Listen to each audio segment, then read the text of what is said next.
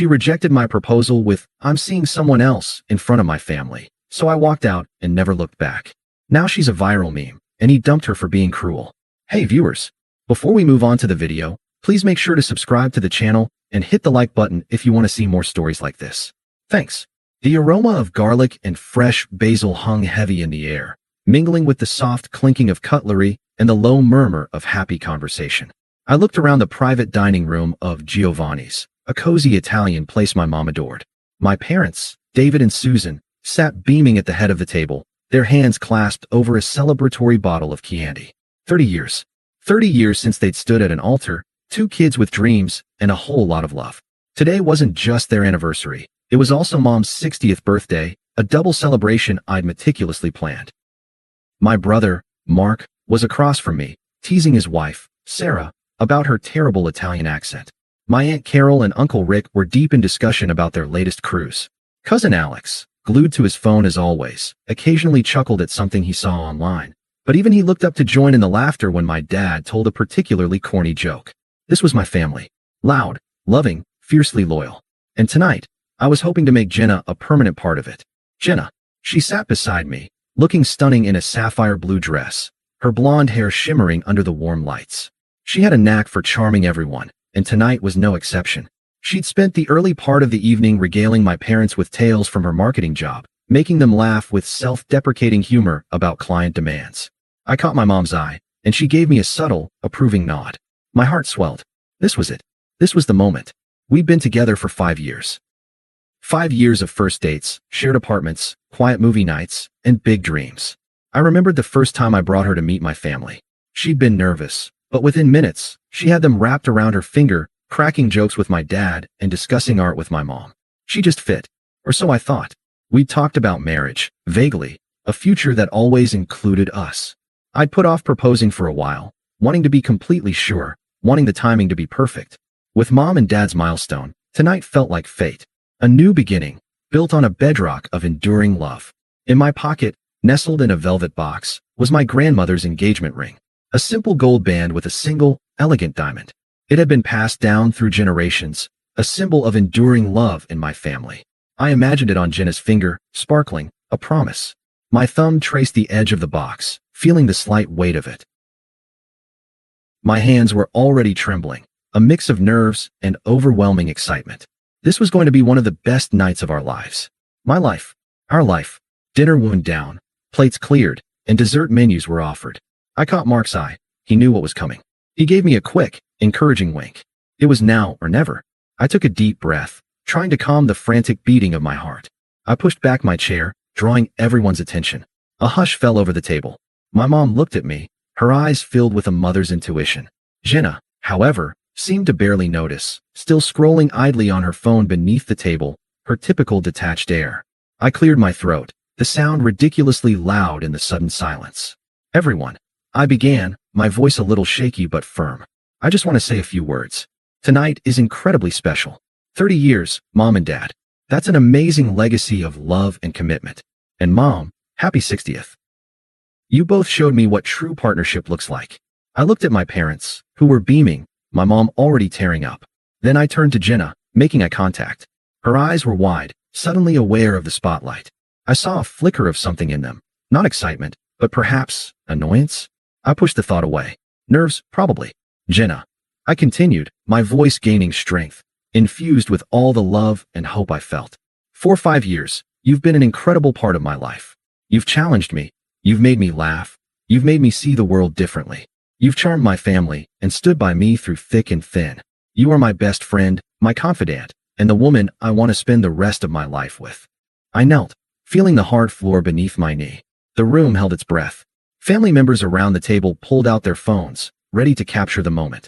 Cousin Alex, for once, had his phone pointed at us, not just at a screen. I opened the velvet box, revealing the shimmering diamond. Jenna, I said, looking up at her, my heart pounding against my ribs. Will you make me the happiest man in the world? Will you marry me? A collective gasp went through the room. My mom's hand flew to her mouth. My dad's eyes glistened. But Jenna didn't gasp. She didn't smile, or even look surprised. She looked put out, annoyed. She let out a loud, theatrical sigh, a sound of profound inconvenience. Her eyes rolled slightly, almost imperceptibly, before she even spoke. Oh, Liam. God, this is so awkward. Get up. You're making a scene. My blood ran cold. I stayed on my knee, the ring box still open. Confused. My mom, her face paling, whispered, Jenna, dear. Jenna ignored her. She leaned forward slightly, her voice cutting through the stunned silence, loud and clear. No, I can't. Look, I didn't want to do it this way, but you forced my hand. I'm seeing someone else. His name is Marco. We've been together for 6 months. The words hit me like a physical blow. 6 months. Half a year. While I was planning this night, while I was saving for her future, she was seeing someone else. 6 months of lies, of fake smiles, of pretending to care. My vision blurred. Around the table, forks clattered onto plates. The happy chatter was replaced by a collective, horrified silence. The beaming smiles on my family's faces froze, then shattered into expressions of shock and disgust. Cousin Alex, still holding his phone, had a look of pure, incandescent fury on his face. The only sound now was the furious pounding in my ears.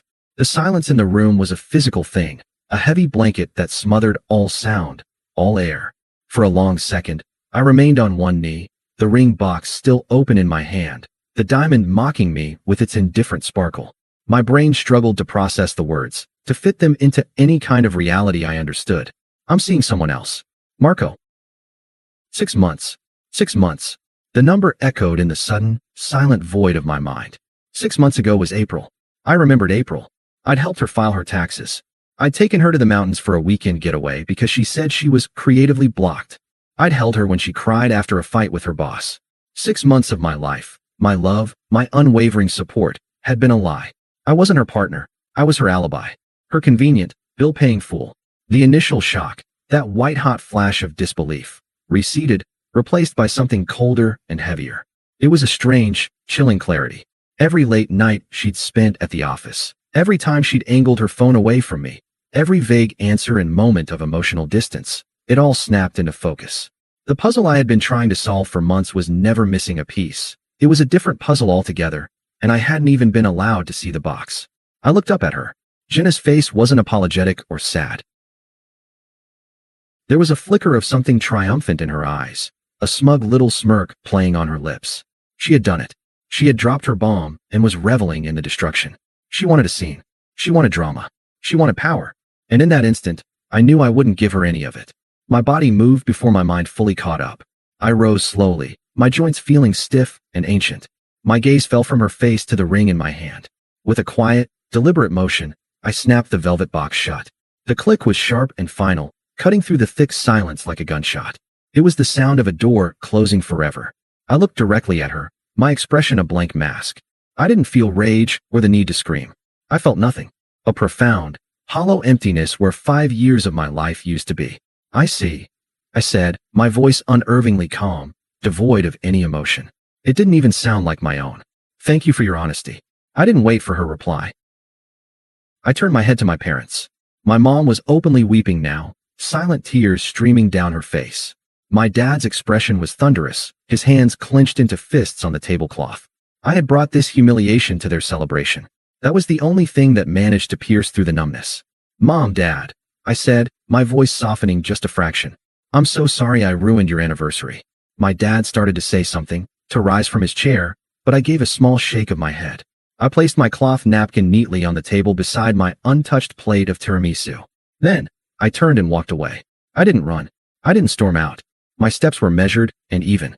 I walked past the other tables in the main dining room, past the curious glances of strangers, and straight towards the heavy wooden door at the front of the restaurant. As I passed our table, I caught a glimpse of my cousin Alex. He was still holding his phone up, but he wasn't looking at the screen. He was looking at me, and his face was a mask of cold, controlled fury. He knew. They all knew. I pushed the door open and stepped out into the cool October night. The air felt clean, sharp. I took a deep breath, and then another. I didn't look back. I just kept walking down the street, away from the warm lights of the restaurant, into the quiet darkness. I had no destination in mind. I just knew I could never go back. I ended up at my brother Mark's apartment. I didn't even remember the drive over. He opened the door, took one look at my ashen face, and simply pulled me into a hug. There were no questions, no platitudes. He just led me to the couch, put a glass of whiskey in my hand, and let the silence sit. I spent the next 2 days in a fog, moving between his couch and the guest room, feeling like a ghost haunting someone else's life. My first act of self-preservation was surgical. I took out my phone and, with numb fingers, blocked Jenna's number. Then I went through every social media platform, Facebook, Instagram, all of it, and blocked her profile. No angry final texts, no dramatic unfollowing. Just a quiet, digital erasure. She was a tumor, and I was cutting her out. My family sent a flurry of worried texts, which I answered with a single, copied and pasted message. I'm okay. Safe at Mark's. Just need some time. Please don't contact her. It was a simple boundary, the first I'd built in years. On the third morning, I woke up to my phone buzzing incessantly on the nightstand. It wasn't Jenna. It was everyone else. Dozens of notifications, texts from friends I hadn't spoken to in months, missed calls. A text from Mark, who was in the other room, simply said, "Check the internet." Alex did a thing. With a sense of dread, I opened my browser. It wasn't hard to find. A video, uploaded to YouTube, Reddit, and Twitter, was already rocketing into virality. The title was simple and brutal. My cousin's girlfriend of 5 years rejects his proposal by revealing her affair in front of our family. Alex had edited it brilliantly. It started with the end of my heartfelt speech, my voice filled with hope and love. It showed the room filled with my family's smiling faces. It showed me on one knee, the ring held out like an offering. And then it captured Jenna's performance in crystal clear high definition. Her condescending sigh, the bored, cruel look in her eyes. Her words, sharp and clear thanks to the restaurant's acoustics. Get up. You're making a scene. I'm seeing someone else. His name is Marco. We've been together for 6 months. The video didn't show the aftermath. It ended on a freeze frame of my face, a mask of stunned heartbreak, as I slowly rose to my feet. It was devastating. And it was perfect. The internet did what the internet does. It passed judgment, swiftly and without mercy. Hashtag Team Liam was trending. Jenna was universally condemned. They nicknamed her the Proposal Wrecker and Giovanni's Jezebel. Memes appeared almost instantly. Her smug face photoshopped onto movie villain posters. My heartbroken expression captioned with the moment he realized his girlfriend was a subscription service. The fallout for her was catastrophic. Amateur sleuths found her social media profiles before she could make them private. They found her marketing job. They found Marco. And Marco, it turned out, was not prepared for this kind of attention. He was a self-styled brand consultant whose entire online persona was a carefully curated fantasy of luxury travel, motivational quotes, and staged photo shoots. Being publicly outed as a homewrecker who was complicit in such a cruel act was a direct hit to his precious brand. His response was immediate and ruthless. He posted a public statement claiming he was profoundly misled by a deeply unstable woman. He claimed Jenna had told him she was in an open relationship and that he had no idea about the proposal. He painted himself as another victim of her manipulation. Then, according to a mutual friend who couldn't resist sending me the gossip, he called Jenna and dumped her in a tirade of panicked rage, screaming that she had ruined his image before blocking her on everything. He discarded her as easily and as cruelly as she had discarded me. The irony was so thick I could have choked on it. 6 months passed. 6 months of therapy, of quiet rebuilding, of learning to sleep through the night again. I'd moved into a new apartment, a bright, airy loft downtown that was entirely mine. I poured all my fractured energy into my work, leading a design project for a new city museum that was earning rave reviews. I was healing.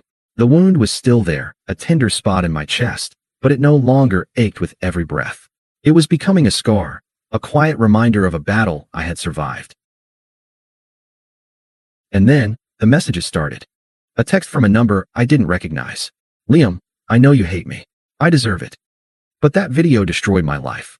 I lost my job. Marco left me. My landlord is evicting me. Please, can we just talk? This isn't fair. I stared at the message, feeling a cold detachment. This isn't fair. The sheer audacity of it.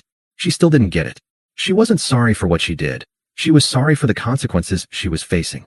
I saw the blame shifting, the pathetic plea for pity. I deleted the text and blocked the number without a second thought. A week later, my phone rang. It was Jenna's sister, Michelle. I hesitated, then answered, putting the phone on speaker. Liam, you need to talk to her, Michelle said, her voice tight with frustration. She's a complete wreck. She can't leave the house. You may have moved on, but she's paying a heavy price. Your cousin ruined her life by posting that. The blame again. Never directed at the person who actually committed the betrayal. Michelle, I replied, my voice calm and even. My cousin posted a video of what Jenna did. It was the truth. Her consequences are her own. Please don't contact me about this again. I hung up before she could argue.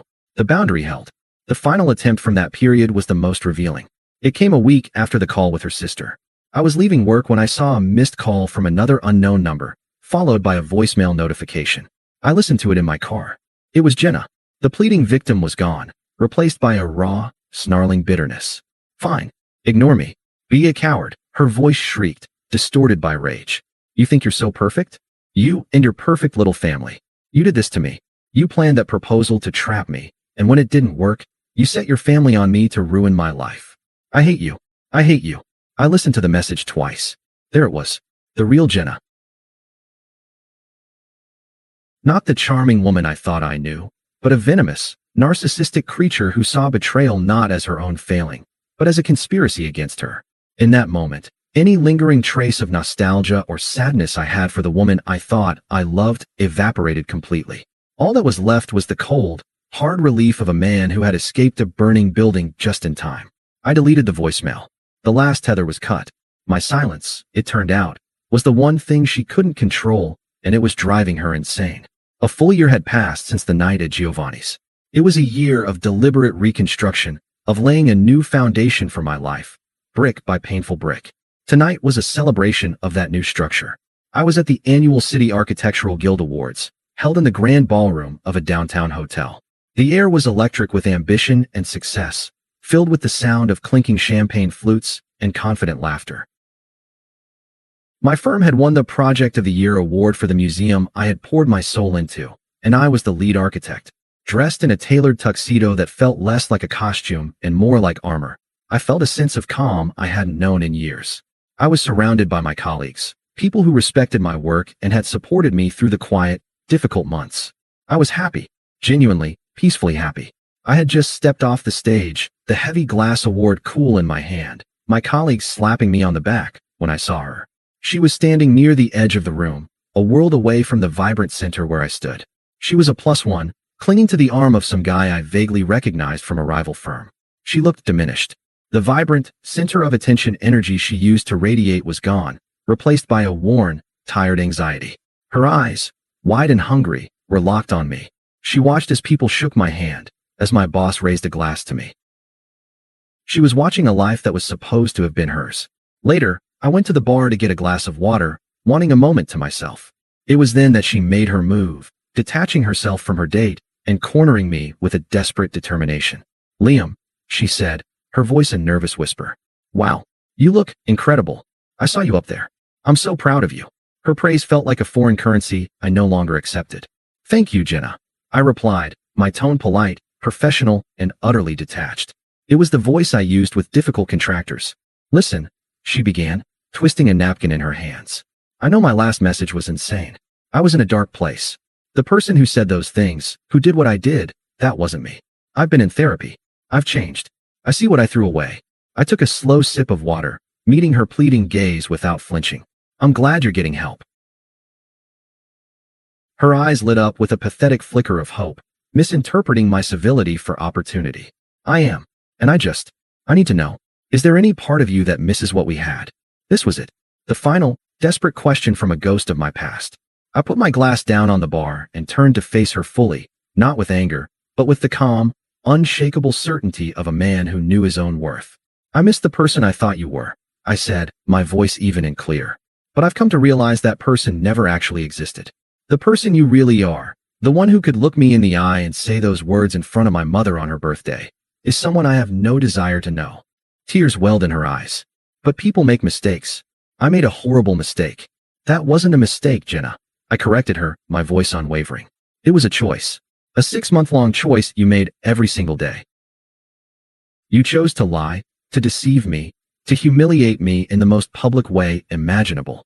But in the end, you taught me a valuable lesson. What lesson? She whispered, her voice cracking. You taught me to never, ever let anyone have that kind of power over my happiness again. You taught me that my peace is the most valuable thing I own. I've built a great life since that night, a life that is peaceful and fulfilling, and I will not be letting you back in to disrupt it. Goodbye, Jenna. I didn't wait for her to respond. There was nothing more to say. I picked up my award from the bar, gave her a final, dismissive nod, and turned my back on her for the last time. I walked back towards the warmth and light of my colleagues, who greeted me with smiles and raised glasses. My boss threw an arm around my shoulder, pulling me back into a conversation about our next project. The laughter was real, the camaraderie was genuine, and the future was bright. I was home. I didn't look back, but I could feel her presence behind me, a small, cold spot in a room full of warmth. The final image I have of her is not one I saw with my eyes, but one I pictured with perfect clarity. Jenna, standing alone in a borrowed dress at a party where she knew no one. A ghost watching a life she had willfully, cruelly thrown away. She was an irrelevant spectator to my success, a footnote in a story that was now, finally, all my own. Thanks for watching. Make sure to subscribe to the channel and hit the like button. What do you think about this story? Share it in the comments.